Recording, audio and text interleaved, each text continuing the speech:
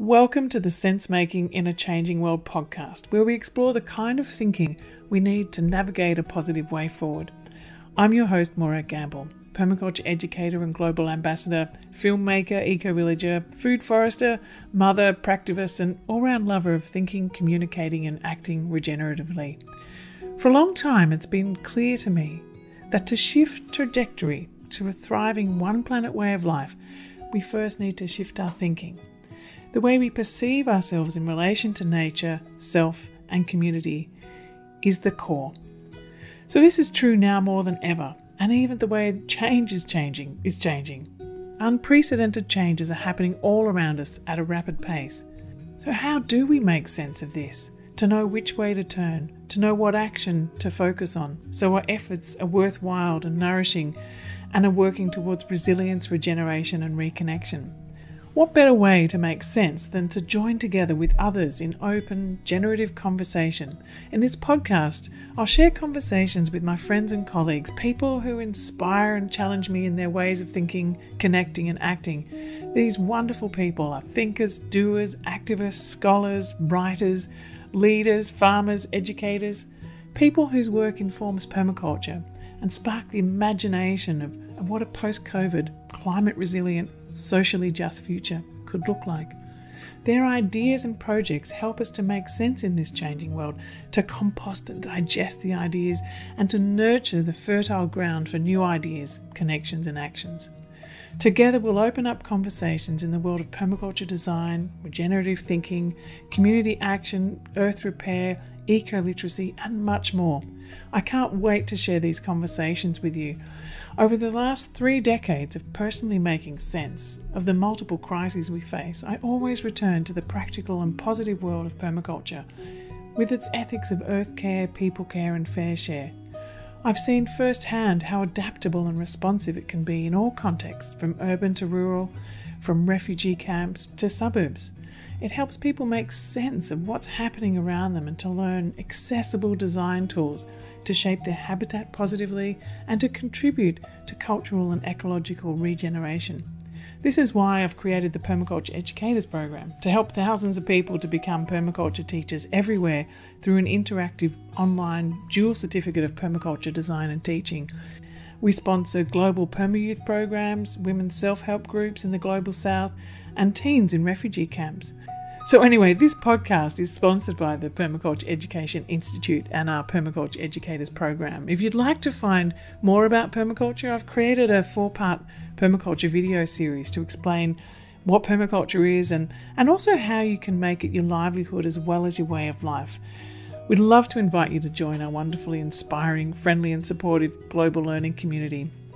So I welcome you to share each of these conversations, and I'd also like to suggest you create a local conversation circle to explore the ideas shared in each show and discuss together how this makes sense in your local community and environment.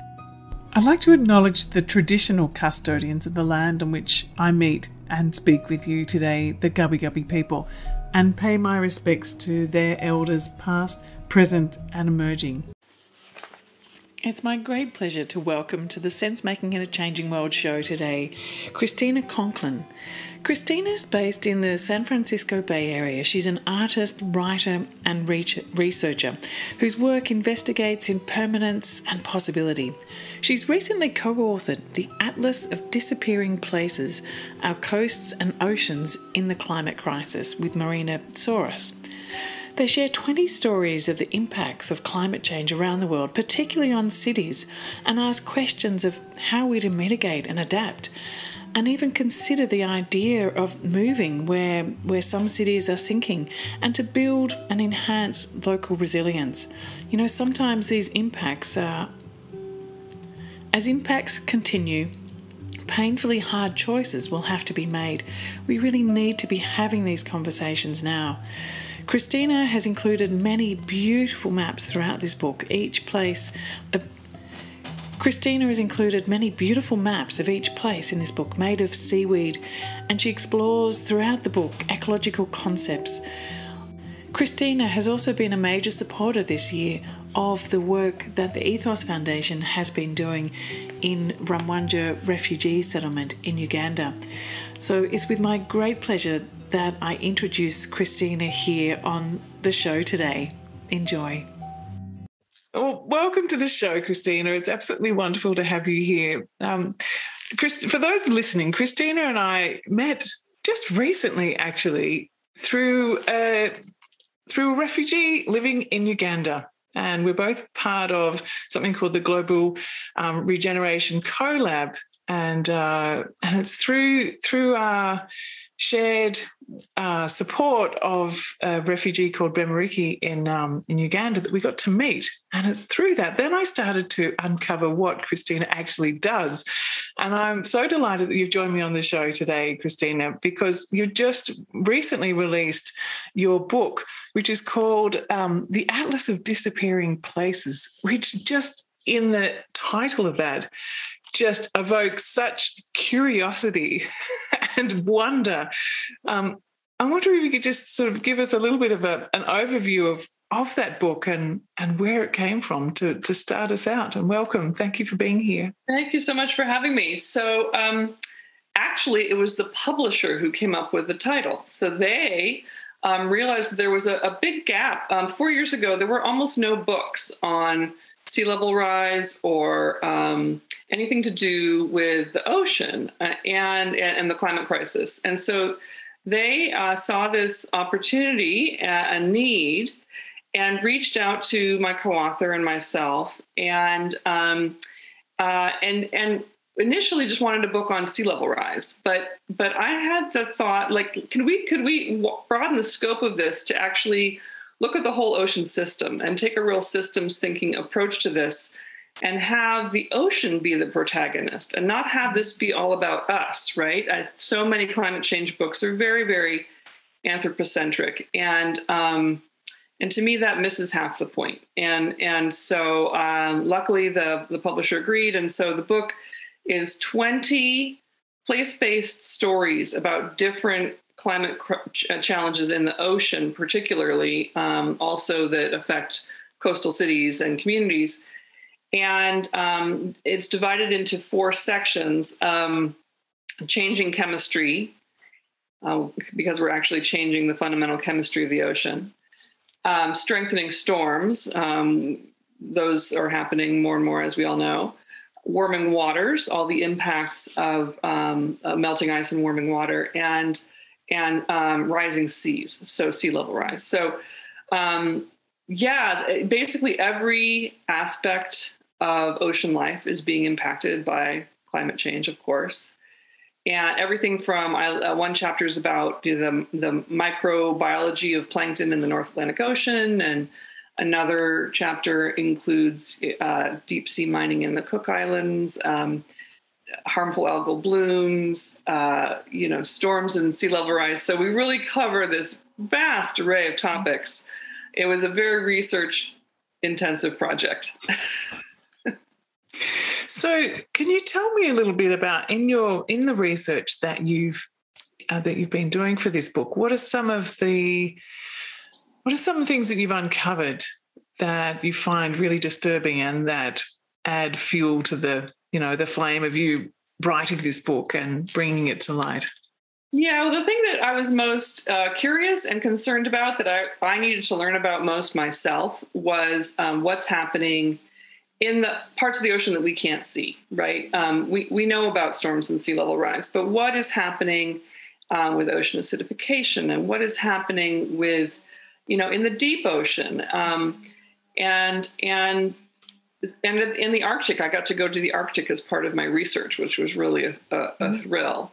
But also, I'm fascinated by microscopic life and the systems that they're so complex and beautiful, and we can't see them, but they're the basis of all life. It seemed very, very important to understand what's happening there. And so I think the things that concern me most coming out of the book are the changing chemistry and the warming waters, because these are things that have been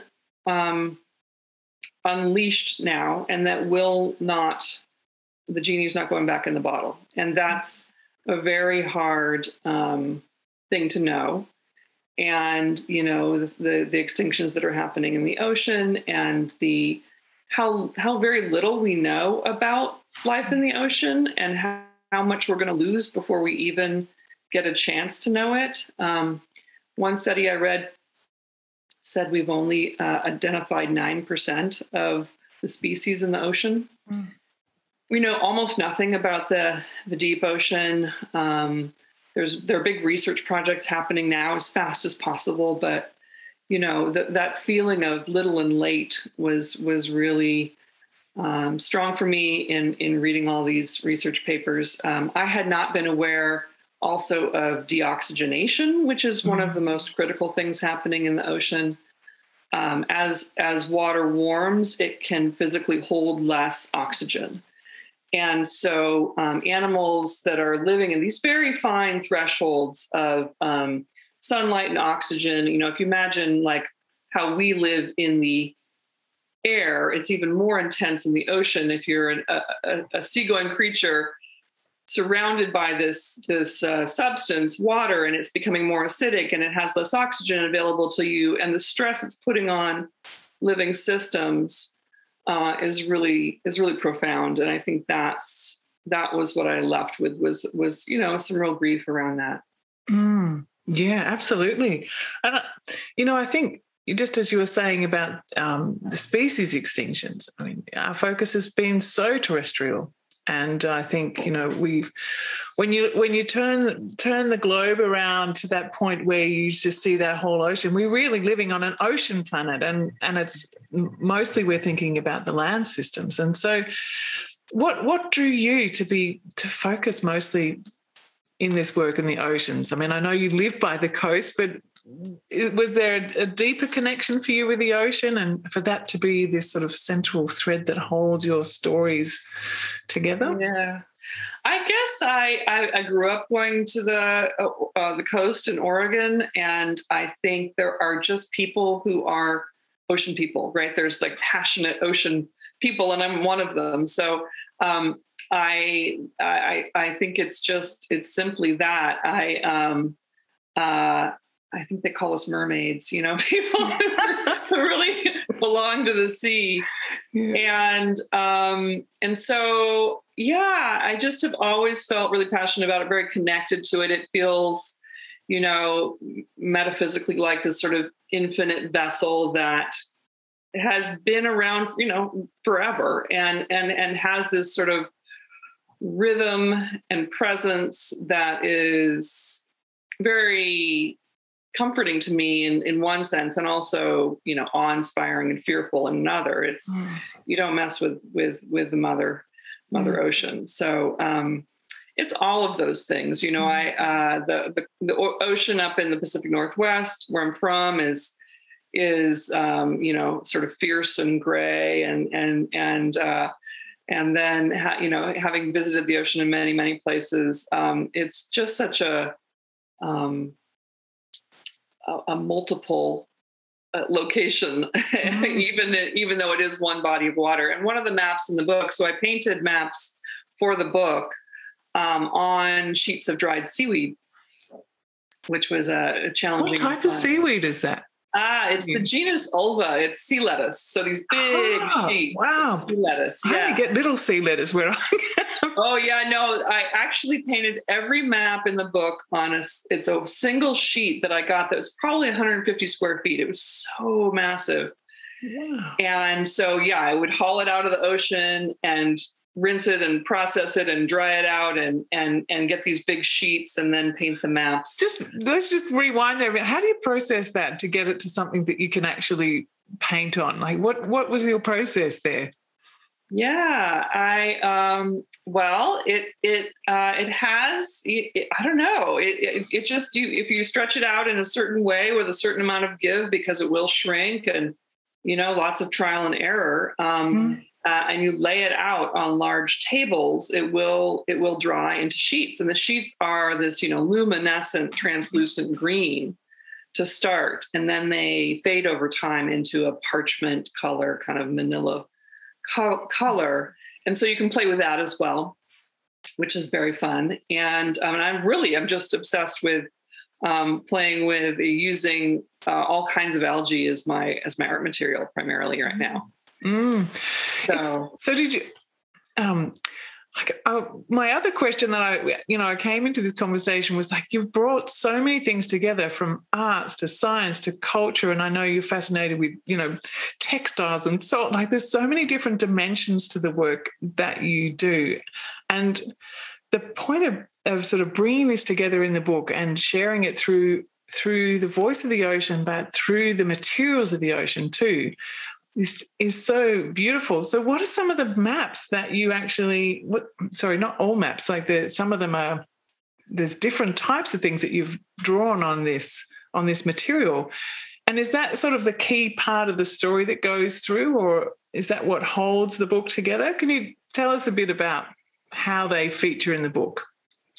Right. So each of the 20 stories in the book has a chapter map, which transcribes a scientific research map that I took them straight out of research papers, because I felt that was, that's the scientific knowledge we need to be paying attention to, and transcribed it onto the seaweed and then layered that onto a map of the place. So for example, Shanghai, the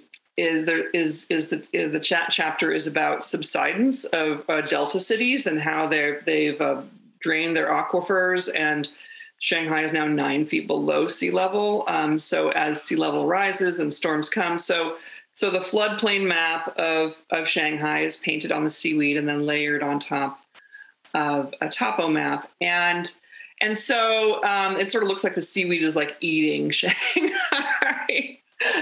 And so that, I think that's thematic. Like the seaweed is enveloping the world throughout the book. Each chapter also has maps painted to show that particular climate impact on a global scale. So what are other cities that are subsiding? What are other cities that are at risk of sea level rise? Or how many cities did you find are subsiding? Because this is something that I've been hearing about. I know Jakarta's moving, and there's lots of cities everywhere that are, but I don't actually hear about this very much in the news. No, it's really it's critically bad. Actually, there's a graph of the, I think, top 20 subsiding cities in the book, and most of them are in Asia. Indonesia is just doing a terrible job of managing this, and they have this idea that they could just build a seawall all around Jakarta, and that's going to protect them. But of course, seas are going to rise for the next 500 years. Based on the carbon we've already put into the atmosphere, unless we pull it all back out, right? So the last time we had 420 parts per million of carbon in the atmosphere, seas were 50 to 80 feet higher. So this is coming, and the reality of that is one of the things I really wanted to be very frank and honest about in the book, to just really look hard at the truth. We have to start telling the truth, and making different decisions based on the truth. And in a way, sea level rise is one of the easiest things to deal with, because all we have to do is move, right? I mean, there's we've built all our cities, right, in these delta plains and things, but and it's a serious amount of investment. It's a serious amount of change on the horizon. But as I said earlier, like the thing that worries me more is these systemic changes happening in the whole ocean system. And just on that moving, I mean, just thinking about the number of people who are currently displaced, what is it? 1 in 100 people are already displaced for one reason or other. And these stories that you're sharing, not story, but the truth of what's happening means that that's going to be absolutely way more. There's, some countries will be able to move their cities. Other people are going to be kind of stuck. This is not just an environmental issue. It's a social issue, an economic issue. Yeah. It's like everything. One of my chapters is about the Mekong Delta, where, they grow half of Vietnam's food. And it's all less than a meter above sea level, and it will be gone in in 100 years or far less. And I mean, that's, they say when 1 meter of sea level has risen, 40% of that delta will be gone. So that's, 20 million people.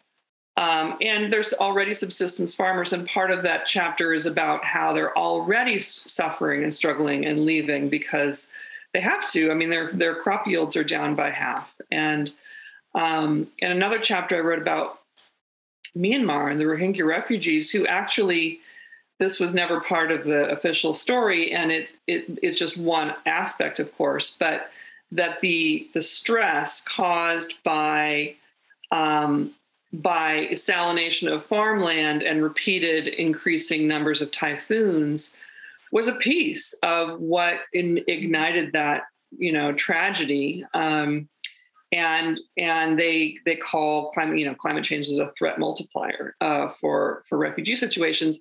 And it's as much because of ocean related issues as it is because of drought, which has gotten more attention. Mm. Yeah, as a threat multiplier, and that kind of just keeps repeating in so many different contexts, I hear. So subsiding cities, what's another story that you tell in the book? Another truth that you put on the table for people? Well, I think another one, if just to think about the cities, one that people don't think about as often is there are cities on rivers that are actually fair distance from the ocean that are actually at extreme risk. London is one of them. Hamburg is one of them. Hamburg 70 miles from the ocean. But they were both impacted in the 50s by a major storm that killed thousands. And of course, another storm's coming, right? And so they've built some barriers and they've built, it's easy in some of these, in some, Western governments to spend a lot of money on dikes and flood walls. And this is happening in every major city around the world. New York's looking at building a flood wall. St. Petersburg's already built one. But these are extremely expensive, very temporary measures that are attempting to hold on to something that can't be held, right? Yeah. Well, I was going to ask you, what do you, from your research, what are you seeing will be the future of somewhere like New York, for example? Well, what needs to happen is very different than what is happening. But what needs to happen is communities led by each other and by government and moving to higher ground. I mean, really just building smart urban design on a kind of a hub and spokes model where you've got good transit and it's above the floodplain. And, there's a lot of knowledge in urban planning circles about how this should look. And it's just very hard for people to let go of the existing shoreline. Politicians don't want to let go of it because of the tax base. People don't want to, let go of familiar places and neighborhoods, and it's all understandable. But after Hurricane Sandy, a few neighborhoods in Staten Island, New York, got together and said, hey, look, we're tired of the flooding. And they had been flooded out a number of times before Sandy. And they actually got together as a community and moved. And there are increasing numbers of, it's still small, but increasing numbers of communities who are working together with government to find solutions like that. And it's the scale of this is going to be enormous. And that's why the smart money is on getting ahead of it and stopping building in floodplains and only permitting building in safe areas. And so it's happening in some places, but not nearly enough. No. I mean, even around here, I'm still seeing lots of just broad scale suburban development going out across really low-lying land near the coast. The brand new hospital that was built in our region is in the floodplain. It's a minor flood. It would be on an island. Yeah. It's crazy. Yeah. Yeah. Yeah. So I think one of my main purposes in writing the book was really just to say, let's take this kind of broader philosophical look at our relationship with the natural world, right? We need to remember that we are, one species among millions, but also, we are nature. Like we have created a lot of systems that make us feel separate and, possibly better than or safer from, or, there's all these ways in which we've separated ourselves from the natural world. And it's really just time to ditch all that and to get back to other ways of thinking, which are in every cultural system around the world. I actually was a comparative religious studies major in college. So I'm fascinated by, the world's religious traditions, and all the religions have an integrated understanding of man and nature in their theologies. They're not always the parts of the traditions that are that we're seeing right now in culture, but I'm really interested in what are the traditions and the strains of thought through time that we can draw on now to be smarter. Like we know that we need to. The Pope Francis wrote his powerful paper on integral ecology. There's one of the chapters in the book is about the move among the world's religious leaders to sort of turn that barge of culture toward an ecological awareness, which is fascinating to me. And there's just so much potential for awakening this innate knowledge we have that we're part of nature. And we just need to start telling that story to each other instead of the other story. And just as you were speaking too, I was thinking, when you're saying we are nature, I was also thinking the ocean runs through us as well. We are ocean, and right. So the new story that you're wanting to share, and how is it that you feel that we can be communicating this? I mean, your book is a beautiful example of how that can be communicated. And I always get stuck on this idea that it's just the story needs to go out wider and faster, and there's this urgency about it.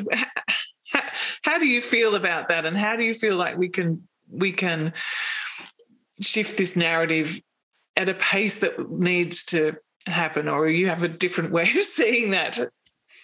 No, that's the challenge of our time. I guess I feel I'm an optimist. I'm hopeful. I think we just each do our piece. I've seen such a shift in awareness in the 4 years I've been researching the book. And, climate change was sort of this like occasionally there would be a little blog somewhere, but now it's just everywhere all the time in the news, and it has to be, of course. So I feel like it's changing. It's certainly not ever going to be fast enough. I guess I get a little bit philosophical about, the earth persists, right? What we're doing is trying to save ourselves and vulnerable people. And so it's really telling the story in as many vivid and engaging ways as possible. And there is this research that says that paradigms can shift, right? That if enough people kind of start telling a new story, there are tipping points, and that cultural understandings change, and that it happens in response to pressure, right? And I guess I heard an interesting Buckminster Fuller quote recently, which was that the change will happen when when the pressure builds, right? When there's just enough bad news. I guess that's it. We don't move unless we have to, I guess, is the thing, isn't it? And and I think artists like to sort of get out there and think at the edge of these questions. And so maybe I think that's the role of art, is to ask hopefully the challenging questions about where we're going next and how we get there. Yeah. I was reading somewhere about your so I was thinking art, culture, and my mind went to something I read about you studying the culture, ancient culture of Gaelic language or Gaelic language and culture. I know that was a long time ago, but was that experience that you had in Scotland researching that, has that at all informed where you've taken your practice, your art, your thinking? I've wondered about that lately, and I think actually the link is that that was an indigenous culture of Europe, and so I studied a number. I mean, as well as alongside the Gaelic, all the different indigenous languages and cultures of Europe. Like that's there too, right? We talk about indigenous as if it's Native American or Aboriginal, but there's indigenous knowledge running through all of us, and I really believe that. We're not, I don't like, sort of demonizing Western culture. I just think, there's the kind of extractive consumer culture. Yes, let's purge that. But, there are wonderful traditions throughout the world that are very, very rooted and tied to nature. I mean, really only our grandparents or great grandparents knew how to live in these cycles, right? They ate food seasonally, and they traveled less frequently, and they lived in a much more integrated way with their environment. And I think if we're smart right now, we get to keep the things like medicine and the things that really have created the health and well-being that we value, but we can let go of a lot of the aspects of I guess you call it culture, but there has to be another word for it, right? of the entertainment industry or whatever it is. That really is not adding value to the lived experience. Yeah, and I think, and you're right. We all have that ancestry that connects us deeply somewhere in place and culture. And I think, in a way, finding a way to remember that, connect with that, and to feel that deep connectedness, I think is really valuable. But also talking, with local Indigenous elders here, that sense of really finding ways to connect. We'll never become Indigenous in this land, but we can really connect deeply and feel the richness of this place and the story of the place and the language of the plants and the language of the seasons and actually, like as you were describing the oceans, I'm sort of imagining how I interact with this place and the rivers and the forests here and feeling part of that cycle. So, I guess it's really, one of the things that we can be doing is deeply connecting where we are in a way that moves us to act in whatever way we can. And I wonder, in your community, in your region, so in Half Moon Bay where you're based, what are the sorts of things that the community there is engaging in? Well, it's we chose to live there because it's a small town and near a large airport, which is nice because we have family all over the world. But it's a farming town going back 150 years, which is fairly old in California terms. And so, we get to buy local food and be part of for years, I was part of a UPIC farm. Know your farmer, know where your food's grown. That's really, really critical. And yeah, I think, we're also a community that is 50% Native Latin American, mostly Mexican. And my kids went through an immersion school program, which, was about cultural and linguistic sharing. That was really valuable. And I think, in our own, California is a lovely place to be. I mean, we've got solar panels and electric cars and I know not everywhere has this same orientation. And one of the things I'm really interested in and concerned about is how do we, in America, there's this polarization that's going on these days. How this sense of community building can happen anywhere, right? We can all own our relationship with our local farmers. We can all own, building strong schools. We can all be part of, building these sort of strong communities, and strong communities, resilient communities is what's going to see us through the challenges to come. And so that it starts with relationships, and it starts with our neighbors. And so I guess I've just tried to be an active, community member and find the ways to be the good neighbor that you would want somebody to be for you. Mm. So that's a local level. And just to wrap up, that's a very big question though. I'm going to ask you, it's like, what would you like to see shift and change at, is it a policy level, or where is it that the change needs to happen that can help create the pace and scale of change that we need, to care for the oceans, for example? Like, where do you see the biggest? I see a lot of hope in the rights of nature movement, the legal rights of nature. Of course, that's been advanced in New Zealand in particular, and other places. There are green tribunals. I wrote about India's green tribunal in one of our chapters.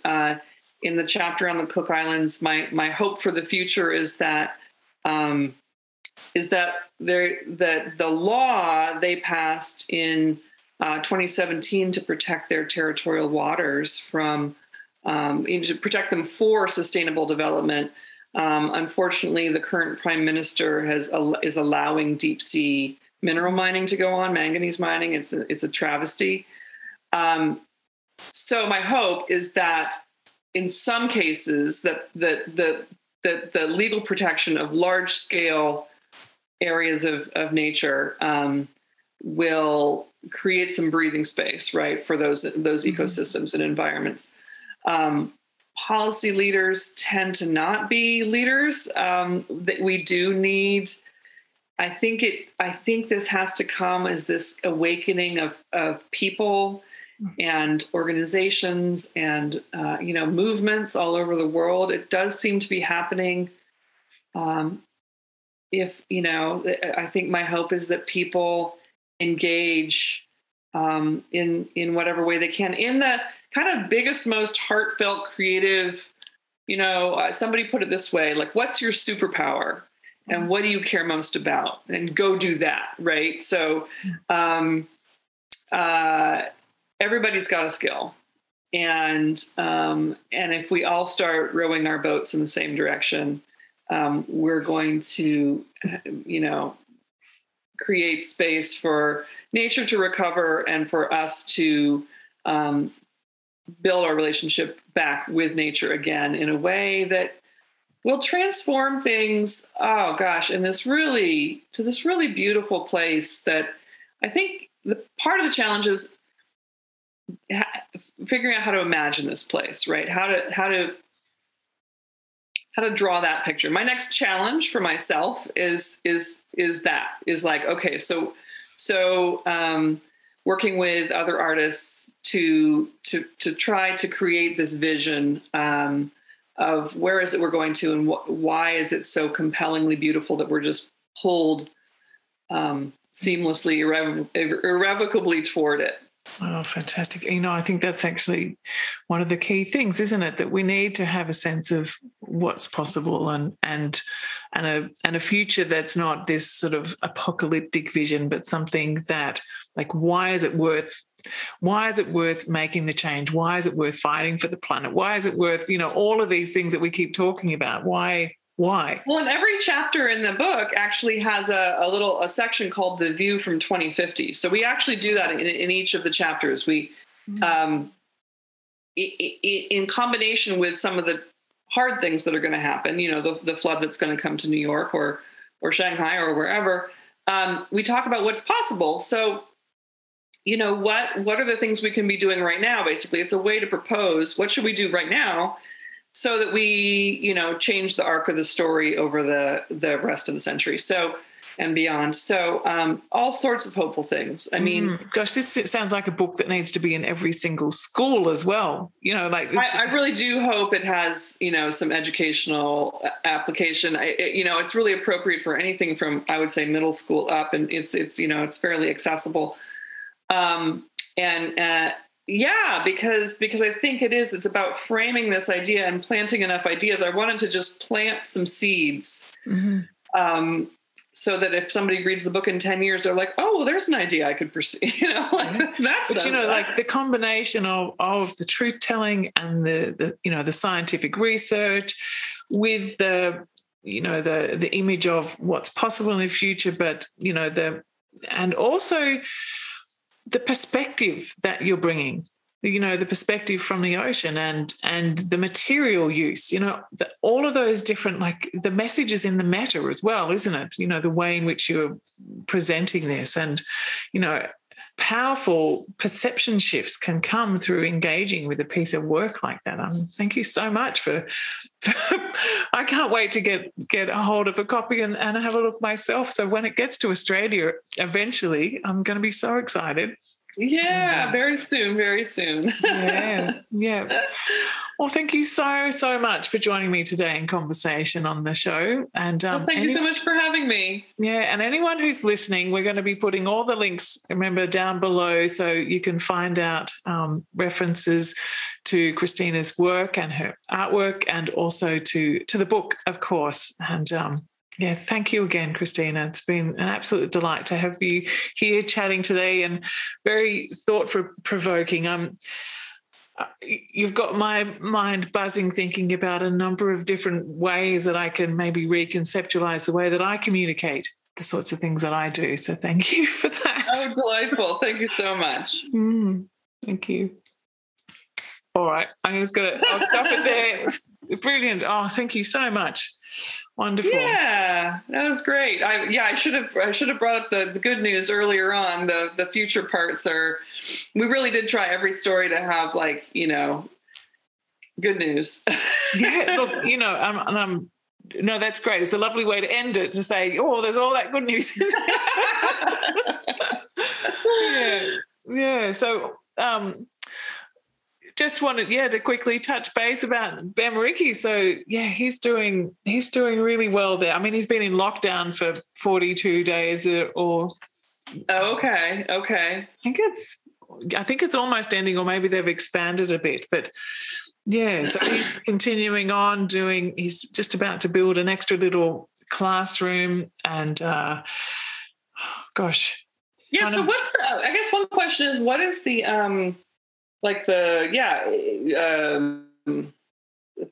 physical space that he's got to work with? Yeah. Okay. So this he has this is the next thing that I need to really try and work to support him in finding the funds for, because it was his land. So he's got this piece of land, and on that land he wants to build a classroom. So it's like a a learning centre. So they have a space where they're demonstrating all the different aspects.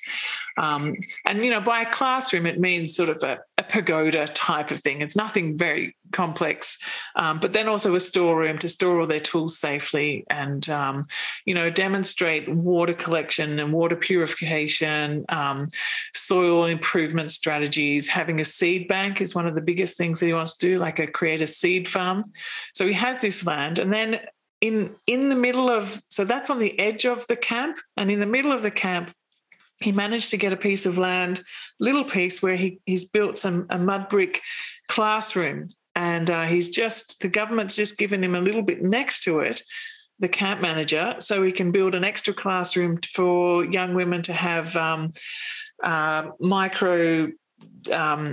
What are they doing? Like a sewing workshop workshop. Yeah, I've seen some pictures. Yeah. Yeah. So all of that kind of stuff, and then have a little garden around that too. So that's so he has these two spaces, and then from there, so running programs for women, for youth, the foster carers.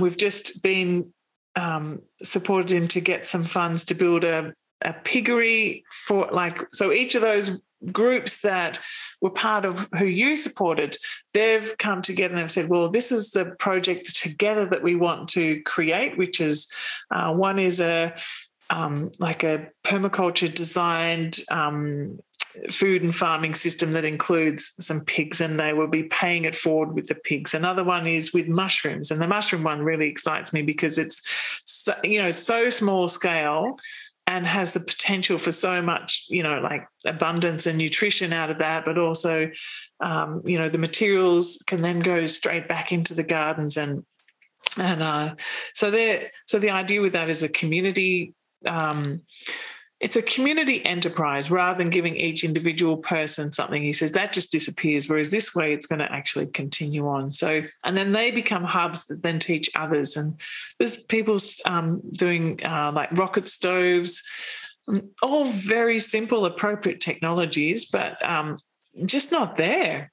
I kind of assume that they would be, because these ideas have been around for such a long time. There's nothing really rocket science about any of this. Yeah. But yet I guess it's sort of all tied up in the trauma of, the displacement and not having access to the resources or the funds or their tools, or they're in a different climate and they're just kind of in a waiting space. So it's kind of activating that because some of them have been there for such a long, like he's been there 15 years, but he's doing really well with this connection, so that he connects people all across East Africa through his conversations a couple of times a week. I think it's 2 or 3 times a week. So he runs it's sort of like an online course to fill in the gaps and to keep them connecting and talking. And I had sent you a link. There's another group in Rwanda that has like a big fancy building, and it was called Xavier Project or something like that. Is that what it was called? It was. Yeah, what was that? Yeah. I looked into it, and I guess I just wondered, because they're doing like computer classes, and they have a building and some, classrooms and things. And I didn't know if there's, any value in partnering with them or reaching out to them. It appears to be a project that was started by a British guy who did a year, kind of a Peace Corps sort of thing, and then went back and stayed and built this project out. And they have a few different locations. Anyway, I just thought, since they're in the same district, same camp, there might be something there in terms of collaboration, though I know that could be complicated for any number of political reasons. You don't know until you try. That's the thing, is it? You can just... Yeah. Well, yeah, they had, I think they had a women's sewing workshop on their website as well, which was, I guess, what made me think about it. I know it's a big enough camp that, it might be on the far side of, wherever. Who knows? I'll check it out with him because I do remember you sending that. Sorry, you did. And yeah, no, I'm just curious, and if there are, what are other ways to support his work that are already in there in some way, Yeah. or what can and what sort of fundraising techniques do you use, and what are the other? And I also know that Laureline Simone in Germany is supporting in some way, and I just wondered what's the kind of the ecosystem of support and fundraising and different things. Yeah, so basically all the funding has been coming through the work that so it's been coming through the Ethos Foundation so far, which is and he just got $900, I think, from another organisation called Yes Uganda, which is based in Uganda, and they got money from Realliance. So I'm part of this Realliance network, which is people who are working in humanitarian work with ecological focus and permaculture focus, rather than kind of the big humanitarian organisations. So I think there was a little bit of a trickle of money that got to him for that, which was he's been able to finish building his structure. But most of the else is crowdfunding. So basically I share the story about what Bemriki is doing. So whenever I'm doing a masterclass or a talk or anything, any public appearance or through my newsletter, I'll share a story about something that they're doing. And I've got the little website that needs a lot of work to update it, but that's where people can donate the money to there. So I get this sort of regular amount of money that's coming in. Some people are donating monthly, some people just do one-off. And then the beautiful... And what's the website?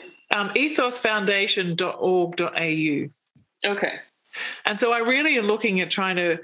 I need to take the time to do better storytelling. Mostly it's just going out in little emails and things, but I just get so many. Every morning I open it up. I could spend my day sharing the stories of what they've been doing, and it's also finding the audience for that, which is hard. When my audience that I'd grown all these years has been around permaculture living, permaculture gardening, sustainable living. And then when you start to bring in stories about refugees, there's only so much that people want to hear before they go, yeah, I'm going to go and look over there. And it's so disappointing, really, Yeah. But understandable at the same time, because people don't want to hear too much about things. So I'm trying to find different ways. And so Laureline and I and Bemriki are quite often having conversations. So she's put on her website that they're supporting. So basically what she's doing at the moment, there's no funding that is coming through that. What she's doing is trying to connect. And so one of the recent connections she managed to do was connect up with Alight, which is an organisation which does have some presence in another camp, Nakavali, and where Roland is from, who trains with Bemriki. But I don't think there's much happening yet with any of that relation, but they're talking, which is good. There starts to connect up. The interesting thing that's happened with the Laureline's connection so far is a relationship with a man called Marco Bollinger, who is an American Peruvian cinematographer who he's photographed Obama, Beyonce, all these kind of famous people, but he also has a passion for telling stories of what people are doing locally and to raise awareness about that. So he's agreed to actually do a 10-minute documentary story on Bemriki's work, which is going to be phenomenal because the quality of his work is really great. So I found that yesterday. So we had a few conversations. We met with him, Bemriki met with him, and I sort of helped try and, explain a bit more what Bemriki's talking about, and because just to sort of fill in the gaps. So I think the story is just going to be basically about Bemriki and his work, and then I'll sort of be there as an advisor to help, flesh out some of the extra information around permaculture and global connections. So that's positive. And so a lot of the connection that's happening through the groups that I've found has been around that. I'm out of money again. I just, it's just trickles. So I need to sort of dedicate, a series of time. I'm putting it out there in my mind that, I would just be able to get 100,000 from somewhere. That would be so amazing. Because, and I know that's impossible, but that's kind of what I'm putting in my mind, because what's happening is Bemariki is, he's got the projects that are there, and then he's trained the next layer of teachers who are then wanting to start their projects, which will then start. And so as it myceliates, the idea is to try and get, so as these micro enterprises start, he's designing them so that he's not going to ask for more money. That one will see the next one, which will see the next one. But it's like, when you're starting a community garden or any project in your local community, like everyone puts out for some seed funding to kickstart it. So there's still, and also to do the training. People need to be trained. Do you have some documents that, that sort of that map that in terms of, that it becomes a self-sustaining enterprise? I'm just trying to think in terms of fundraising. There are places I don't know how it works, internationally but I know in the U.S. that you can often get, seed funding for a thing, and it's the maintenance funding that's tricky. So,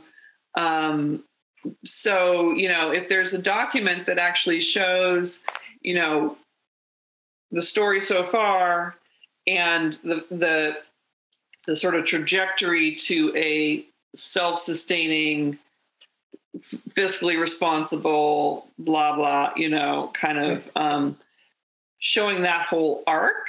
That just seems like that would be, a great thing to be able to give a funder. And I totally agree. I need to actually find a way to bring together all the different threads and work out how to communicate it more effectively, because that's, if I start to write it, there's so many different threads, and I think I just get a little bit confused on how to tell the story. I find it easier to tell the story verbally, because I can keep going here. And when you're writing it, it has to be. So I'm wondering how visually it almost needs to be a map. And when you said mapping it, all of a sudden my mind went to, well, actually it can be a really beautiful visual diagram that shows where it's come from, how it's gone, because, there's links that are going all over the place, and this sort of spread that's going on in all directions. And there are people who, I don't do this, I don't know how to, but people who draw these amazing sort of, systems maps where you sort of show the connections. And I wonder if there's anybody in GRC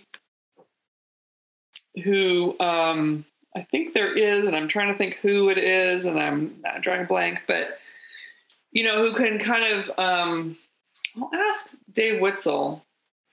So like if I told the story to them, if I spoke it out to them, they could then map it. They could then do this thing that would be coherent, but also it shows complexity and simplicity like magically in the same thing.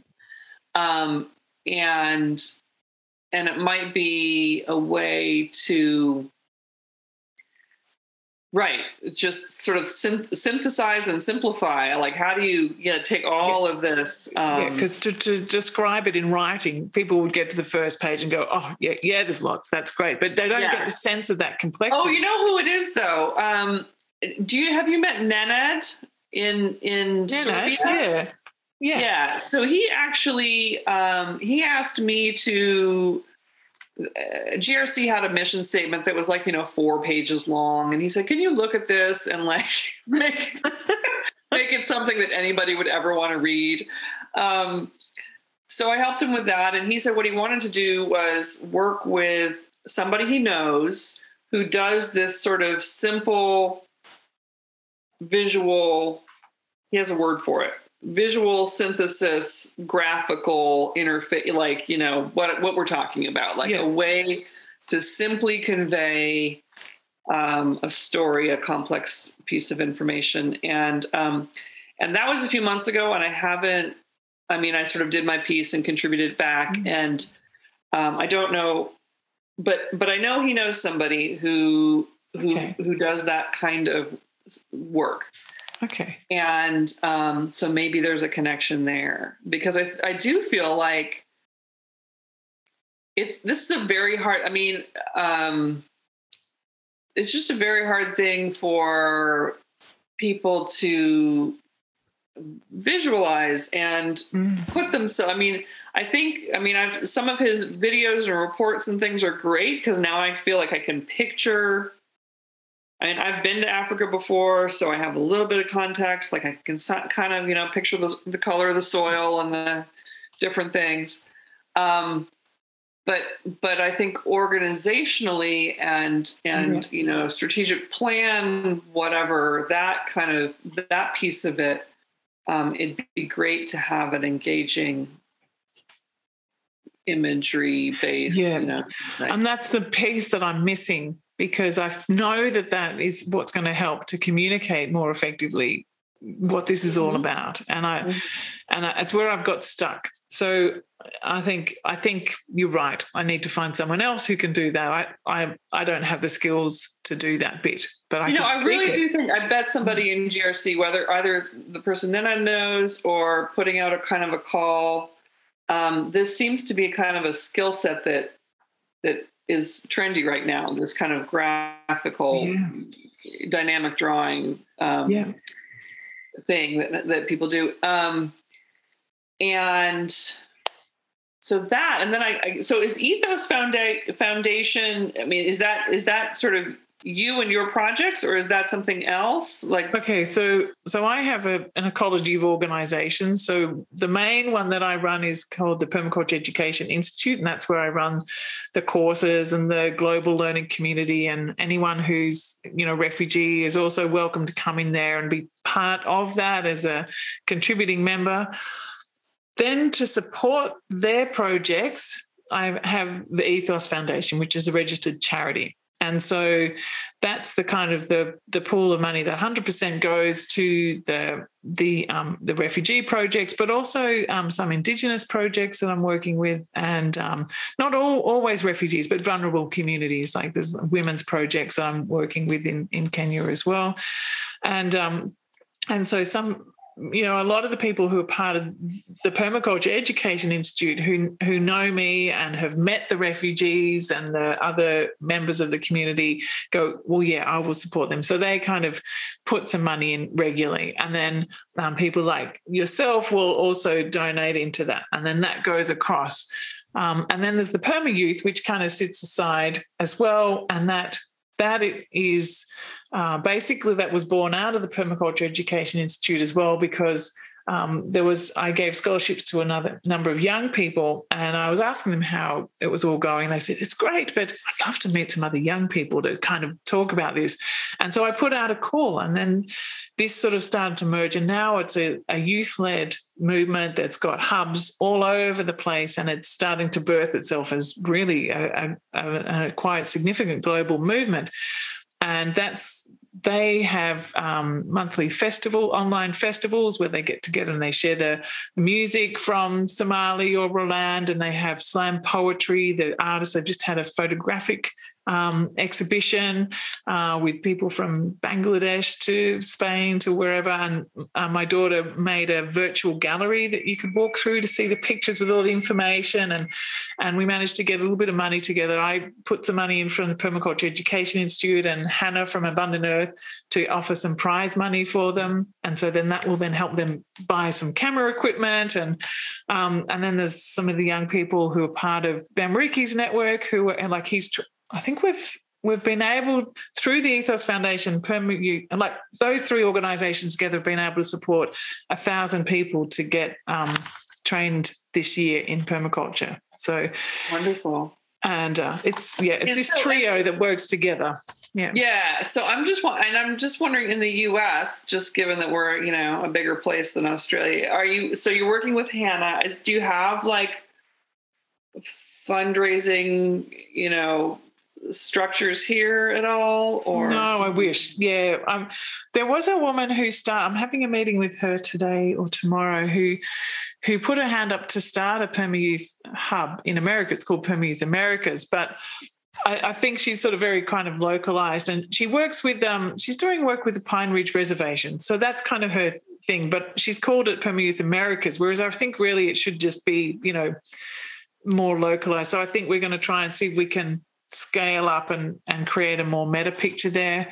And so Hannah and I are talking about how we can manage that process, because I think, and another thing we're doing is trying to create a round table of youth movements and bring them all together and start. So I've got, Jane Goodall's Roots and Shoots, there'll be XR, Sunrise, Perma Youth, Strain Youth for Climate, and bringing in people. I'm talking with people like Vanessa Nakate, I think is her surname, who was with Greta in Europe, and she was the one who got chopped off the picture. I don't know if you ever saw that. There was a bit of a drama. There was all these sort of lovely white faces, and then there was her, and she got chopped off.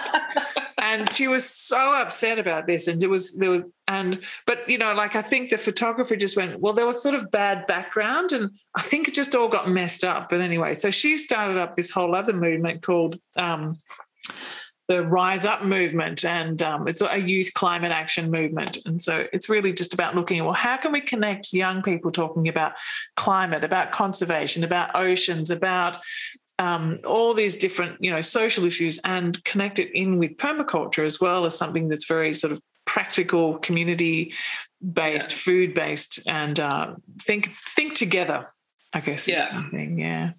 Okay. Well, I haven't had a one-on-one meeting with Hannah yet, but I've been meaning to. But anyway, I'm just, keep me in the loop, and I can happy to, talk over ideas or give feedback or edit or help with some of this storytelling, or I don't think I've got much of a platform or network in this country yet, but I might. You might well. Who knows?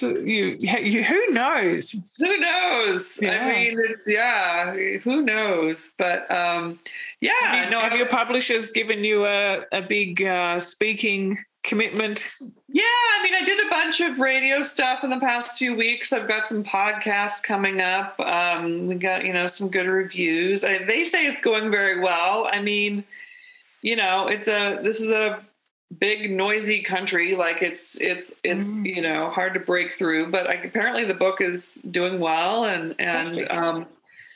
And so, we just keep going. And I do really have an interest in some sort of curricular aspect to it, because I feel like it would be really, it would fit. And I just haven't, I'm not sure how to move that forward, but we'll see.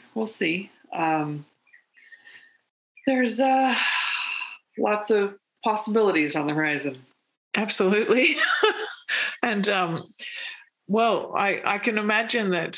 Well, I wonder, I'm just thinking about curriculum links here in Australia. There's something called Cool Australia. And I know Australia is like a small fry compared to America, but there's this program called Cool Australia, and they have these modules which so something like the 2040 movie, which Brian was in, then got taken, and they created a series of curriculum links for different groups. And then teachers can go in there and pick that up, and it connects in with, instead of doing a module about something non-environmental, they take this and put that in there instead. And so, schools can pick this up. It's ready to go, and that's an Australia-wide thing. And oh, cool. Yeah, that's good. Yeah, exactly. It's like I'm not a super techie person, and so it's always a little bit mystifying to me, like how these is a little bit magic. Like, I don't know. It is a bit.